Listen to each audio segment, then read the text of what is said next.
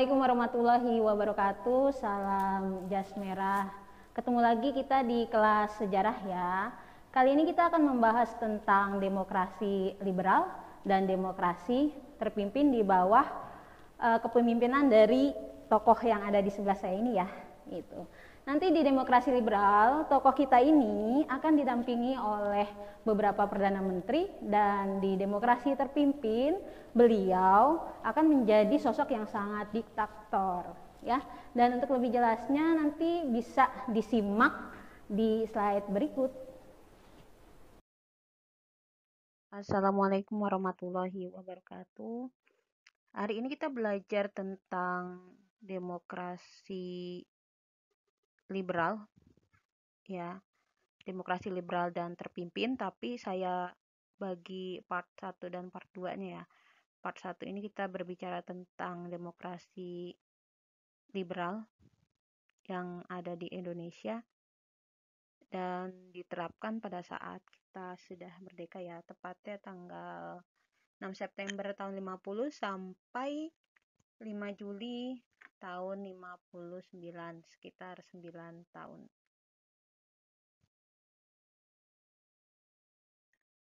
Demokrasi liberal adalah kondisi politik yang melindungi secara konstitusi hak-hak Indonesia dari kekuasaan pemerintah. Ciri-ciri demokrasi liberal: yang pertama, presiden dan wapres tidak dapat diganggu-gugat. 2. Presiden berhak membubarkan DPR. 3. Menteri bertanggung jawab terhadap kebijakan yang telah dibuat. Yang keempat, Perdana Menteri diangkat oleh Presiden. Ini adalah ciri-ciri demokrasi liberal yang ada dan pernah diterapkan di Indonesia. Pada saat kita menggunakan sistem demokrasi liberal, maka sistem kita bentuknya parlementer, di mana pemerintahan dipegang oleh Perdana Menteri. Nah, pada saat demokrasi liberal itu ada 7 Perdana Menteri yang kita miliki ya, dari selang waktu 9 tahun. Yang pertama itu ada Natsir, nanti dikenal dengan Kabinet Natsir ya. Yang kedua Sukiman, yang ketiga Wilopo, yang keempat Ali Sastro Amijoyo, yang kelima Burhanuddin Harahap, keenam Ali Sastro Amijoyo II, ketujuh Juanda. Jadi yang keempat dan keenam ini sama orangnya. Karena sama maka yang keempat disebutnya Ali Sastro I dan yang keenam ini Ali Sastro II.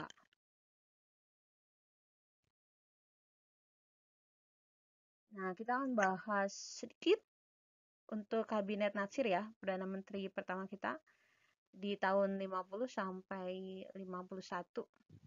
Ini dari Partai Masyumi dan partai oposisinya PNI dan PKI. Ingat ya, PKI pada saat itu belum dibubarkan dan masih menjadi partai resmi. Nah, program yang dilaksanakan Natsir itu adalah: 1. Menggiatkan keamanan. 2. Menyempurnakan pemerintahan. 3. Menyempurnakan organisasi perang. 4. Memperkuat ekonomi rakyat. 5. Mengembalikan Irian Barat ke Indonesia. Jadi memang sesuai dengan isi KMB ya. Isi KMB kan salah satunya adalah Belanda harus mengembalikan Irian Barat setahun kemudian ya setelah KMB. Tapi ternyata kan Belanda tidak mengembalikan Irian Barat kepada Indonesia, maka setiap program dari Perdana Menterinya itu harus ada program pengembalian Irian Barat ke Indonesia. Nah, ini kemunduran dari Kabinet Natsir, ini adanya mosi tidak percaya karena kegagalan perundingan masalah Irian Barat. Jadi, karena permasalahan Irian Barat yang tidak selesai atau belum terselesaikan untuk menuju mengembalikan Irian Barat, maka Kabinet Natsir mundur ya, gitu. Karena emang tidak adanya mosi dari parlemen. Jadi parlemen menganggap, wah kayaknya nih Natsir nggak becus amat sih, kasarnya kayak gitu ya. Itu akhirnya mereka kayak nggak percaya deh kayaknya sama Kabinet Natsir lagi, maka mereka menandatangani namanya mosi ketidakpercayaan. Nah, karena mosi itu akhirnya Natsir sadar diri lah, oh ya udahlah, kalau emang teman-teman yang lain menganggap saya tidak mampu, ya sudah, saya mengundurkan diri ya. Ini Nasir mengundurkan diri ya, tidak dipecat tapi mengundurkan diri langsung kepada presiden.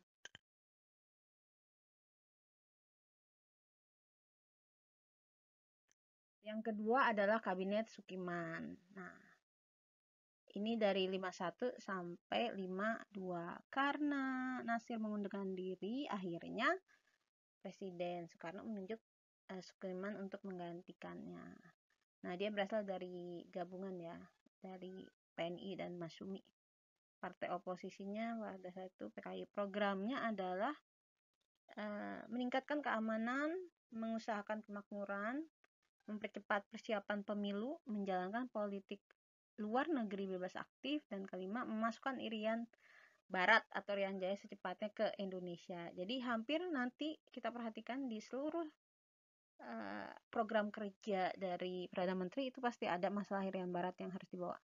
Kemunduran dari kabinet Sukiman ini adalah Sukiman lebih condong ke arah barat, maksudnya ke pro barat, negara-negara Eropa ya. Dan dia jatuh karena katanya dia menerima bantuan Amerika Serikat berupa Mutual Security Act. Padahal pada saat itu presiden kita lagi lagi nggak suka banget sama Amerika Serikat gitu. Jadi karena dia menerima bantuan, maka dia isunya itu dia pro barat gitu. Makanya karena sudah ada isu-isu miring kayak gitu pun akhirnya Sukiman mengundurkan diri gitu. Nah, nanti selanjutnya setelah Sukiman itu ada Wilopo. Wilopo itu meneruskan Sukiman ya. Dari tahun 52 sampai 53. Dia dari PNI ya. Programnya yaitu persiapan pemilu, meningkatkan kemakmuran, pendidikan dan keamanan, penyelesaian masalah Irian Barat. Kemunduran ini karena krisis ekonomi ya, di tahun 52 dan 53 ini krisis ekonomi sudah melanda di Indonesia, dan peristiwa 17 Oktober 1952 yaitu konflik di Angkatan Darat Republik Indonesia. Nah, nanti akan saya buat tugas apa itu konfliknya, kalian harus cari ya. Nah, selanjutnya ada Kabinet Ali Sastro Midjoyo 1, itu dari tahun 53 sampai 55. Ali ini dari Partai PNI dan NU ya. Programnya meredam pemberontakan DITI, mempersiapkan pemilu, menyelenggarakan KAA. Ya, jadi kalau kita berbicara kemarin di bab pertama itu masalah DITI, nah justru pada saat DITI itu kita Perdana Menterinya ini Ali Sastro Midjoyo itu. Ya. Nah, kemunduran Ali ini masalah dalam tubuh TNI Angkatan Darat ya, yang di masanya Wilopo itu ternyata belum selesai. Itu masih nyambung ke Ali Sastro Amijo 1. Yang kedua, keadaan ekonomi Indonesia memburuk ya, itu dimulai sejak Wilopo ya, krisis ekonomi, dan belum teratasi di masa Ali. Yang ketiga itu adalah korupsi dan invasi merajalela. Nah, di sini mulai korupsi merajalela nih di kabinet Ali Sastro. Maka untuk itu Ali mengundurkan diri menjadi Perdana Menteri. Ini dia 2 tahun ya, hampir 2 tahun kurang lebih. Setelah Ali ada Kabinet Burhanuddin Harahap, dia tahun 55 sampai 56, Agustus 55 sampai Maret 56 ya, enggak kurang dari setahun Kabinet Burhanuddin Harahap ya. Ini dia dari Partai Masyumi ya, programnya berhasil menyelenggarakan pemilu. Ya. Kemudian memberantas korupsi dan lagi-lagi program mengembalikan Irian Barat. Jadi sebenarnya program pemilu itu kan sudah ada di zamannya Burhanuddin.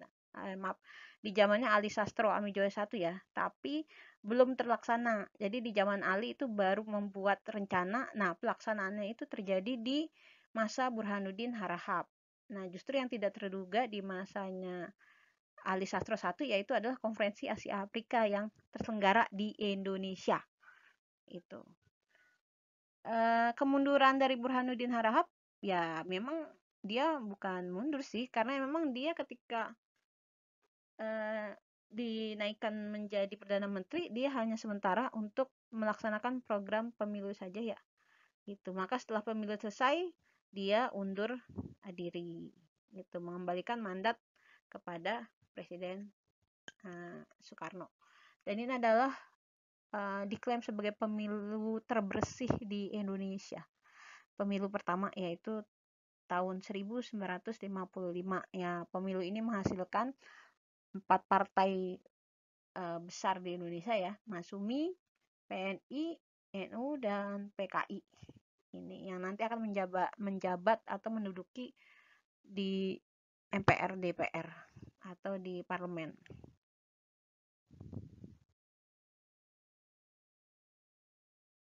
Nah, selanjutnya setelah Burhanuddin Harahap, maka itu kembali lagi ke Ali Sastroamidjojo II. Itu mulai Maret tahun 1956 sampai April 1957. Setahun ya. Ya, ini Partai Nasional dari PNU Masumi, NU ya yang mendukung beliau. Programnya adalah membalikan Irian Barat. Lagi-lagi ya. Yang kedua, membentuk daerah otonom. Ketiga, perbaikan nasib buruh dan karyawan. Keempat, menyehatkan keuangan negara. Dan kelima, membentuk ekonomi nasional. Nah, kemunduran Ali II ini dikarenakan munculnya gerakan separatis sama adanya perpecahan dalam partai koalisi. Jadi, di masa-masa kita tahun 4, dimulai dari 48 ya, PKI Madiun sampai 59-an itu terjadi pergolakan ya, yang kemarin kita sudah bahas di bab 1 tuh. Ada DITI, kemudian PKI, terus PRRI ya, terus nanti ada gerakan Andi Agis ya, RMS, itu di selang waktu kita mengalami demokrasi liberal gitu. Nah, munculnya gerakan separatis ini tidak bisa ditanggulangi cepat oleh kabinet Ali Sastro ya. Kemudian lebih-lebih terjadi perpecahan dalam partai koalisi mana antara PNI, Masmi, dan NU yang mendukung Ali Sastro sebagai Perdana Menteri. Maka nanti Ali Sastro pun sudah mengundurkan diri ya. Nah, dan penggantinya adalah kabinet Juanda. Ini dari April 1957 sampai Juli tahun 59. Ini lumayan lama, 2 tahunan ya. Kabinet Juanda ini juga disebut sebagai kabinet kerja atau juga jaken kabinet. Jadi sama aja ya, kalau misalnya kabinet Juanda, kabinet kerja, kabinet jaken kabinet itu sama. Sama aja sama kabinet Juanda yang itu yang memimpin Juanda Kartawijaya. Program dari Juanda ini adanya pembentuk Dewan Nasional, normalisasi keadaan Republik, kemudian pembatalan KMB, kemudian perjuangan lagi-lagi untuk mengembalikan Irian Barat ke Indonesia dan mempergiat pembangunan. Kemundurannya ini karena peristiwa Cikini gitu. Maka keluarlah dekret Presiden 5 Juli 1949. Apa itu peristiwa Cikini? Nah, nanti akan kalian bahas gitu. Akan saya tugaskan buat kalian. Apa itu peristiwa Cikini yang membuat akhirnya kabinet Juanda mundur ya.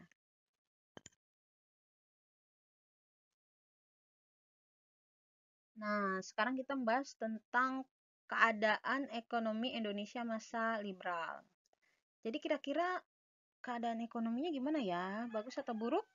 Oke, jadi memang Indonesia walaupun telah merdeka ternyata kondisi ekonomi kita buruk. Kenapa buruk? Ya jelas, pertama kita baru merdeka. Yang kedua, dalam perjanjian KMB ya, kita harus melunasi utang-utang Belanda ya. Jadi kita tuh disuruh melunasi utang-utang Belanda dulu baru kita dikasih kemerdekaan. Maksudnya secara resmi dia menandatangani bahwa dia menerima Indonesia merdeka dengan syarat utang-utang Belanda harus dibayar oleh Indonesia. Itu dalam perjanjian KMB.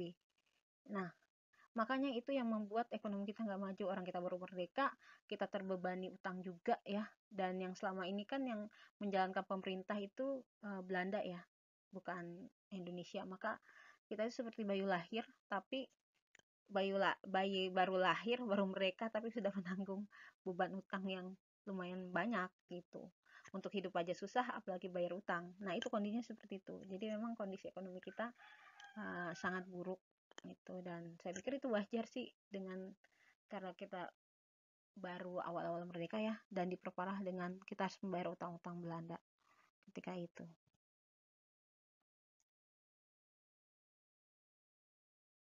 Ya, selanjutnya dikarenakan kehidupan ekonomi Indonesia hingga tahun 59 belum berhasil untuk menghadapi tantangan mengembalikan kondisi ekonomi yang buruk, maka ada kebijakan-kebijakan pemerintah untuk mengatasi masalah ekonomi di masa liberal. Dan ini akan kita bahas di slide selanjutnya.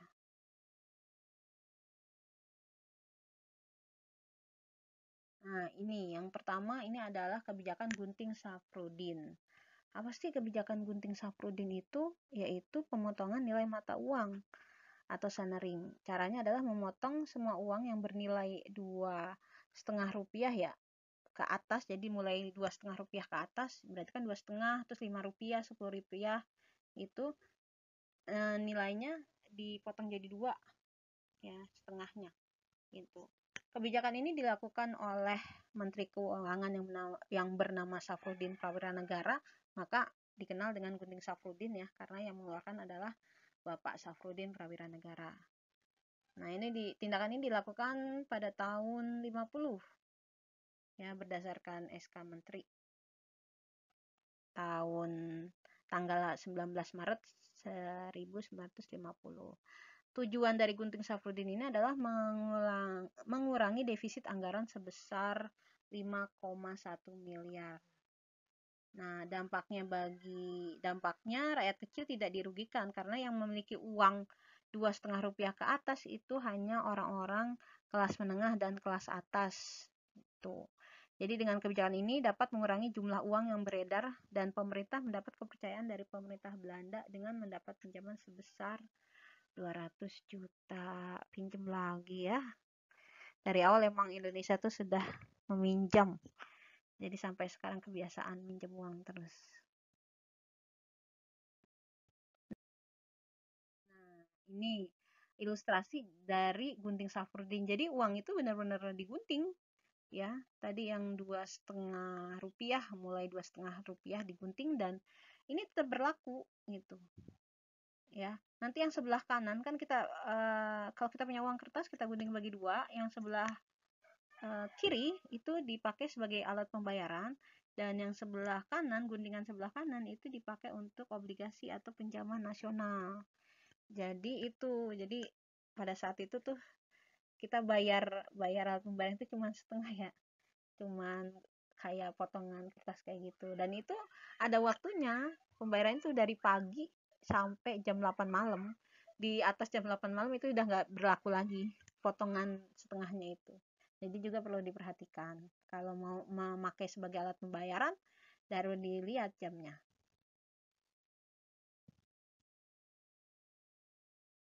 Nah, yang kedua adalah kebijakan ekonomi gerakan Benteng. Program dari gerakan Benteng ini adalah menumbuhkan kelas pengusaha di kalangan bangsa Indonesia. Jadi para pengusaha Indonesia itu dikasih modal sama pemerintah ya, diperhatikan lebih gitu, diikutsertakan dalam pembangunan ekonomi nasional ya. Mungkin kalau sekarang kayak wujud UMKM ya, usaha kecil menengah gitu, yang sekarang kan kalau mendapat pinjaman lebih dipermudah ya. Jadi itu dulu sistem gerakan Banteng juga kayak gitu, mempermudah usaha kecil menengah ya untuk berpartisipasi dalam pemulihan ekonomi nasional. Kebijakan selanjutnya adalah nasionalisasi di Javanes Bank. Di Javanes Bank itu adalah bank negaranya Belanda yang ada di Indonesia ya. Javanes Bank itu nanti kita ambil alih, Indonesia ambil alih, kemudian diganti namanya menjadi Bank Indonesia. Gedungnya bisa kalian lihat sekarang di Kota Tua, itu yang menjadi Museum Bank Indonesia ya. Itu gedung asli dari di Javanes Bank ketika itu masih, dan posisinya masih di situ ya, belum berpindah. Itu tujuan nasionalisasi ini adalah untuk menaikkan pendapatan dan menurunkan biaya ekspor yaitu, dan harapannya dengan kita Indonesia ambil alih ini, kita bisa mengatasi krisis ekonomi dan krisis keuangan yang Indonesia hadapi. Nah, kebijakan selanjutnya adalah sistem ekonomi Alibaba. Ini sistem ekonomi Alibaba ini juga untuk memajukan pengusaha pribumi ya. Jadi di sini tuh sistem kerjasama antara usaha pribumi dengan usaha swasta gitu. Swasta di sini dari asing ya, dan Baba itu dari Arab ya gitu. Jadi asingnya ini lebih ke daerah-daerah Timur Tengah. Jadi makanya dinamakan Ali dan Baba. Nah, ini tadi tujuannya agar pengusaha pribumi bekerja sama memajukan ekonomi nasional. Pertumbuhan dan perkembangan pengusaha swasta nasional pribumi dalam rangka merombak ekonomi kolonial menjadi ekonomi nasional, memajukan ekonomi Indonesia dengan adanya kerjasama antara pribumi dan non-pribumi. Ini tujuan dari sistem ekonomi Alibaba, yaitu kerjasama antara pedagang pribumi ya, pengusaha pribumi dengan pengusaha non-pribumi yang ada di Indonesia. Tujuannya untuk pertumbuhan ekonomi di Indonesia agar semakin maju.